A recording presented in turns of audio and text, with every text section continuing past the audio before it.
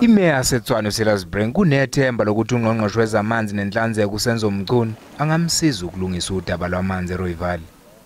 Broad in principle agreement to form a partnership to pool resources and to once and for all solve the long-standing issue of the Rooyi Valley wastewater treatment plant. Kepha imininingwane yalolu hlelo ayikaziwa manje. We now agree to change all that. One, by working together. The executive mayor has already mentioned.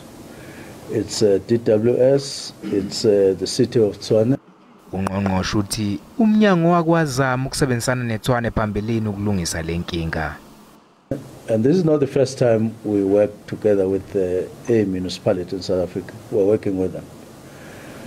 But we are going to be having a meeting or requesting a meeting with Treasury. There are some specific matters that are going to be discussed with them. We will meet human settlements, specific matters with them.